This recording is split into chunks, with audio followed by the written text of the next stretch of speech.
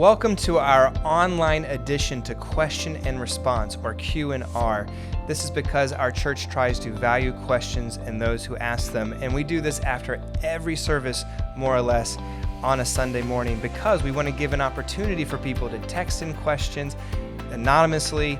Let's process these questions, let's deal with these questions, and myself, somebody from the pastoral team, or often we have panel discussions where we try to work through them.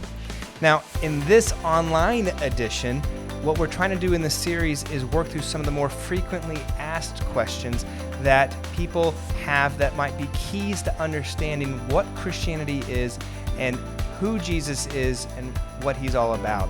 Now, we're designing this for people who consider themselves Christians, but also for people who do not consider themselves Christians. So we invite you to participate with us, join us in these conversations, send in more questions if you have them as well. Now, for today's episode, let's get ready.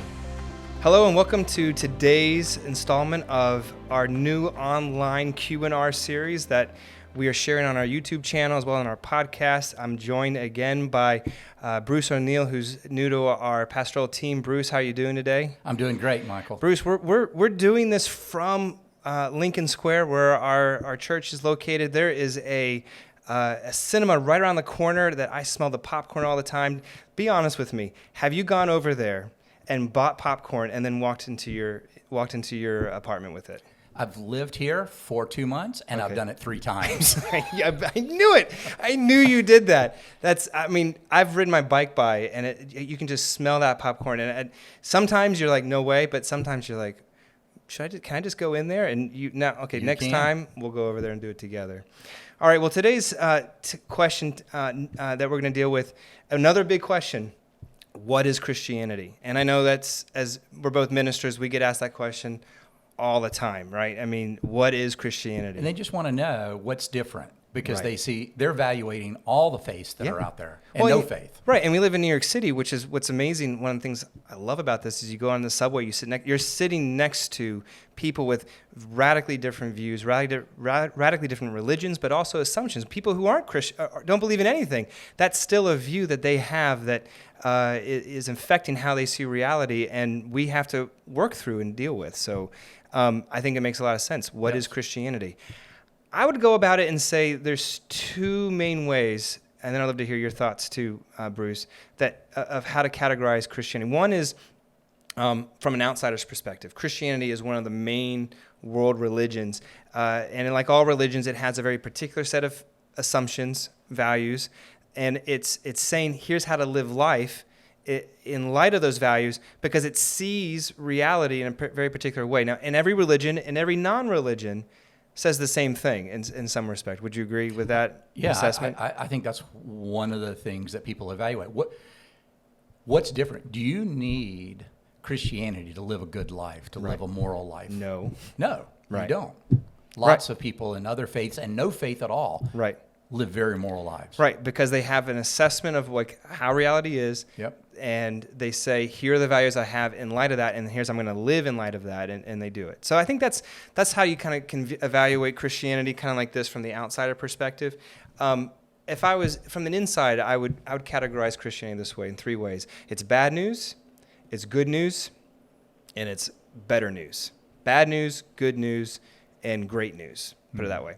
The bad news is that if we were made by God, we were made for a relationship with him, the bad news is that relationship is cut off, it's broken, and we call that sin. It's not just bad things. Sin is anything that keeps us away from God, and that's in all of us. The good news is not based off of what we've done, not based on our own actions or morality, because we can't do enough, but through Jesus, his life and death, we have relationship with God again. That's good news. It's called grace. That's what Christians call grace. The great news is because our relationship with God has now been restored, because of this, we can now even begin to have restored relationships with each other, with the world, with our environment. And it's not always perfect. It's obviously there's a lot of messiness in that process, but we can actually have hope that these things will be restored, and they are being restored. And I think that's how if somebody says, what's Christianity? It's bad news, it's good news, it's great news. Yeah, and also, I think every faith tries to answer to the question, how do you live? Yeah. And has some and ethic. what's wrong with the world, and how do I live in light of it? That's right. right. That's right. And I think that's one truth that Christianity has in common with all faiths. There's bad. But one way Christianity is very different in the way of the world is at the center of Christianity is not a new ethic. At the center is a new person. Not just that he's changing us, but there is a person, Jesus Christ, at the center. And so when you think about the difference, there's other people who've written great things about the differences between Christianity and other faiths, and one of them is Hudson Smith, and he wrote a famous book on world religions. And in that book, he said that there were two extraordinary lives in human history in which they lived so extraordinary lives that people asked not only who they were, but what they were, to the point where he's not like us. Why is he so different? And so when they asked the first one, Buddha, are you God? His answer was absolutely not. In fact, he knew he was going to die and did die. Right. But when they asked Jesus Christ that question, his answer was, yes, I am. Right. But not only that, I'm going to prove it to you. And he didn't just prove it through his teaching. He proved it by saying, I'm going to die, and 3 days later, I'm going to be raised from the dead, and that will be your proof. And so for the last 2,000 years, whenever Christians want to prove that Christianity is different, that it's unique, that it has that good message that you just gave, they point to the resurrection because there was witnesses that went to their death saying, yes, I saw him alive. It is one of the unique things about Christianity. I think we traditionally call it the historicity of Christianity, that there are other religions can survive without it being factually true. But Christianity, because it goes down and says, no, there was 500 people that saw him after the resurrection. No, this actually did happen. It lives and dies on that. And so the good news is it's something that you can evaluate and you can look at and read the books and process it. It also, I think, gets at the core of the difference of what Christianity is. And if he did truly raise from the dead, then you do have to see what he said. Right, afterwards. Yeah, great. Well, thanks, Bruce. Appreciate it. You're welcome. Thank you.